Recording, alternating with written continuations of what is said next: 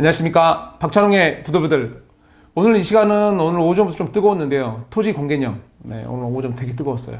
이거에 대해서 좀 얘기할 거고, 이거에 대해서 얘기할 때 우선은 맞다 틀리다 이런 얘기는 오늘 안 할 겁니다. 우선은 이제 저희 같은 경우에 어떻게 예를 들까요? 우리나라가 보통 미국에서 금리 올린다고 할 때, 그거 올리지 마라, 우리 좀 힘드니까, 이런 데서 미국이 들어주지 않잖아요. 똑같습니다. 정부 정책이 나왔을 때, 하나의 개인, 저 개인 하나인데, 제가 맞다 틀리다 무슨 얘기를 해봐야 바뀌는 거 없습니다. 제가 할 수 있는 건, 저 정책이 현장에 나왔을 때, 단기적으로 또는 중장기적으로 어떻게 흐름을 만들고, 또는 어떤 부작용이 있으며, 그래서 나는 어떤 방어를 해야 되느냐. 방어의 입장이라면, 이런 거를 찾는 게 목적입니다. 그래야지 제가 자산 방어를 하고 지켜낼 수 있으니까. 그래서 이제 좀 걱정되는 면들 또는 맞다 이런 얘기를 좀 따져볼까 합니다. 우선 토지 공개념. 그게 뭐죠? 이제 뭐라고 딱 특이하게 좀 쉽게 얘기 드리면 토지는 유한하잖아요. 우리가 보통 쉽게 얘기 드리면 토지가 이렇게 있으면 제가 이게 토지면 이 위에다 건물을 이렇게 올릴 수 있잖아요.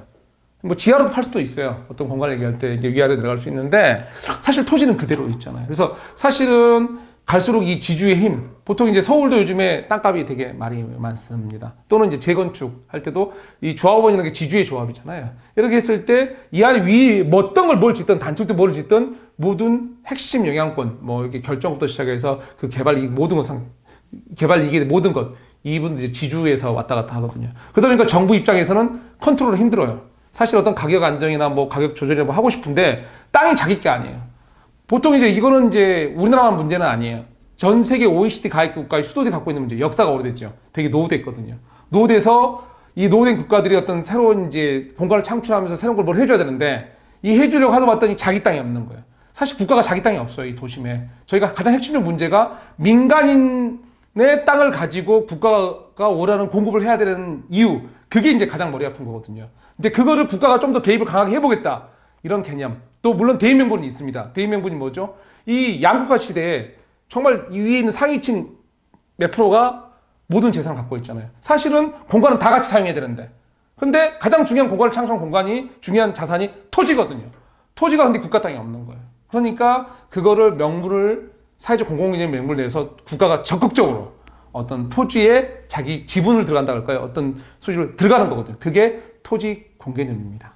자, 이런 토지 공개념을 현장에서 실행하는 방법. 그게 이제 방법이 또 있잖아요. 그럼 이제 무슨 나 들어가겠다. 근데 어떻게 들어갈 거냐. 이제 들어가는 게 이제 가장 단순한 방식이 이제 세금 같은 거죠. 그러니까 보유세 강화도 그렇고, 우리가 개발 이익 환수제는 사실 세금 항목은 아닙니다만, 보나 정부가 돈 가져가는 거니까, 그러니까 이제 세금을 부는 게 맞죠.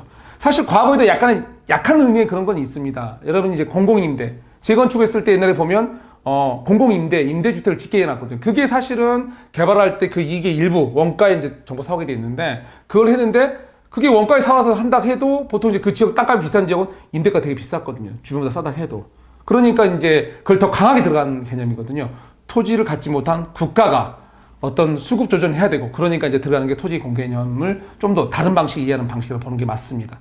자, 근데 이렇게 했을 때, 우리가 이제 이게 중요한 건 이게 맞다 틀리다 이건 제가 다시 말씀드렸지만 안 할 거예요. 그건 중요한 게 아니니까. 그런 에너지 소모고 우리가 어떻게 할 수 없으니까 이게 실행이 된다면 이제 어떤 일이 벌어질까를 생각해 보는 게 맞습니다. 그게 오늘 제가 얘기하는 게 틀릴 수도 있겠지만 하여간 생각 고민을 각자 따로 해보시는 게 맞습니다. 우선은 이제 저 같은 경우 이제 얘기를 해볼게요. 우선은 이제 제가 이게 어떻게 작동인지 알려면 우선 지금 정부의 가장 중요한 목표 아니면 가는 방향을 좀 알 필요가 있습니다. 이제 그 목표를 보면 과거 파리 대책 작년이죠. 그때 나왔던 게 실수요. 근데 이제 마지막에 그 정책 몇 번 나오다가 마지막 나온 문구가 이거 하나였습니다. 전월세 이사 걱정 없게 하겠다. 네, 이게 핵심이었거든요. 이사 걱정. 즉 임차인 거주민 보호를 합니다. 그래서 다주택자를 압박을 했죠. 근데 다주택자가 물건을 내놓는다고 해서 하나 약간 궁금한 건 무슨 새로운 공간이 생기는 거 아닙니다. 매매할 집이 생기는 거죠. 이건 좀 다른 의미인데요. 하여간에 생기는 거 아니에요. 공급에 의한 안정이 아니고 사실은 어떤 이제 세금 정책에서는 압박이었습니다. 그래서 지금 이제 이거를 지금 이제 적용을 해보고 그래서 결론은 지금 정부는 가격 안정 누굴 위해서? 임차인 또는 실수요자를 위해서 가격 안정이고 그게 공급과 연결을 해야 되는 거거든요. 그거를 이루겠다는 게 목표인데 자 다시 원위치 돌아와서 얘기해보면 지금 토지 공개념이 현장에서 쓰는 칼이 세금이잖아요. 세금이에요. 어쨌든 세금인데 세금이 현장에서 작동하는 걸 한번 보실 필요가 있습니다. 우리가 보통 세금 정책을 확 강하게 하면 현장 작동이 어떻게 나옵니까? 우리가 이제 그 정부가 원하는 거는 이제 전월세, 임차인 거주민을 위해서, 실수요자 유통을 위해서 우선 임대가의 가격 안정 또는 이제 매매가의 가격 안정인데 가격 안정이 이루어지나요, 먼저? 아니면 제가 질문 좀 던질게요. 세금을 딱 조이면 먼저 개발 억제, 신규 공급 억제가 먼저 일어나나요? 가격 안정이 먼저 일어나나요? 네. 신규 개발 억제가 먼저 일어납니다. 공급부 다 얼죠. 더군다나 지금처럼 우리가 장기 주택 개발 계획에도 나왔듯이 수요가 도심 위주고 도심 국가당이 없어요. 그래서 정부가 그거를 공개적으로 들어가는 건데 자, 이런 상황에서 우리 개발 억제가 다 되면 우선은 이제 정부가 공개적으로 들어왔을 때 원초적 주인은 조합원들이니까 또는 도심 소유주니까 나 안 해. 이제 이런 형식이 되죠. 이런 식으로 우선은 개발이 억제가 될 겁니다. 즉 공급이 없다는 소리죠. 이러면 이제 1차적으로 좀 걱정되는 게 뭐냐면 1번 이제 제가 걱정되는 부작용이 중장기적으로 일어날 문제입니다. 무슨 말이냐면 공급이 없을 거예요. 올해도 내년도 신규 발주는. 그러면 이제 우선은 뭐냐면 기존에 이 그 신규 공급을 허가해서 짓고 있는 것들 무슨 말이냐면 가장 단적인 예로 얼마 전에 저희가 재건축 기준을 강화하니까 이미 통과한 재건축들은 가격이 뛰었죠. 즉 새로운 기준은 새로운 차별을 만들고 새로운 시장을 상품을 만들 때가 있거든요. 즉 우리가 지금 이렇게 새로운 공급이 없다는 소리는 중장기로 쉽지 않다는 걸 걱정하게 되면 당연히 기존에 막 지어진 아파트라든가 바로 곧 저기 입주를 얼마 안 남은 아파트라면 차별성이 생기잖아요. 사실은 요즘에 이제 얼마 전에 우리가 지금 이제 입주 물량이 너무 많아서 걱정하는 외곽 지역들이 있습니다. 당연히 자연스러운 현상입니다. 입주가 많이 일어났으니까 보통 이제 시간 차이에서. 근데 그거 알아서 가격 조정이 될 거 있는데 이게 우리가 집을 한동안 안 지을 거예요. 지금부터 2년, 3년, 4년. 그러면 이제 사람들이 나가서 채우겠죠? 채워진 다음에는 갑자기 어느 시점 되면 신규 공급 부족분이 일어나게 됐죠. 근데 한번 공개념을 바꿔놓으면 쉽지가 않거든요. 이게. 그러면 그때 가서는 어떻게 되죠? 또 고쳐요? 이게 무슨 말이냐면 제가 제일 걱정하는 건 이 부동산이라는 거는 가장 무서운 게 수요와 공급이 시간차가 절대적이에요. 즉 수요는 한순간에 일어나요. 뭐 세금제도 다 개편해주고 양도세 없다 그러면. 그런데 공급은 이걸 맞춰서 하려면 택지 구성하든지 택지 만든 다음에 또 거기다 아파트 짓고 이러니까 공급하는데 4, 5년. 재건축 같은 거는 더 심해요. 그래서 요즘에 이 수급 조정이 쉽지가 않은 거거든요. 수요는 도심이 있는데 도심에는 국가 땅이 없어서. 자, 이런 개념인데 여기 상황에서 장기적으로 그 공급을 안 해서 묶어놨어요. 근데 그때 문제가 터지면 당연히 해결도 장기간 이 문제가 쌓였던 문제라서 해결도 장기간에 걸쳐 해결해야 돼요. 근데 이렇게 되면 누가 문제가 되냐면 서민. 왜? 이 장기간 동안 문제를 버틸 힘이 없어요. 우리가 자주 듣는 게 보통 부동산 폭락하신다고 말하는 분들. 물론 장기적으로 내려갈 수 있어요. 그건 모르는 건데 중요한 건 그 내려간 기간에 내가 버틸 수 있냐예요. 내 자신이. 그런데 이 기간 동안 제일 못 버틴 사람이 서민들이에요. 돈 많은 분들은 어떤 식으로 버텨요? 은행이 도와주고 별걸 다 도와줘요. 근데 누구 도움을 못 받는 게 서민들이거든요. 그분들 입장에서는 이 장기간에 오히려 문제가 심각해진다는 이거죠. 잠깐 편했다가 정말 긴 시간 고통. 근데 편한 건 별거 아니에요. 고통은 내 자산이 다 날아가요. 부담이 되고. 이제 이게 문제거든요. 그래서 1번적으로 제일 걱정하는 건 공급, 즉 세금 작동이 세금이란 칼이 현장에 휘둘렸을 때 제일 먼저 일어난 게 가격 안정이 아니고 개발 억제인데 이 개발 억제가 가져올 무서운 중장기적 부작용이 이런 거기 때문에 두렵다는 거고요. 두 번째는 뭐냐면 엉뚱한 희생자예요. 보유세 강화 같은 경우는 얘기를 드리는 거예요. 보유세 강화 같은 얘기 들으면 사실은 이제 은퇴자로 제가 설명하는 게 맞을 것 같아요. 사실 정말 돈 많은 분들, 뭐 자산해갖고 뭐 집 뭐 수십 채 저기, 그런 분들 어떤 일이 벌어지고 세금 많이 떼서 관심도 없어요. 세금 좀 많이 내셨으면 해요.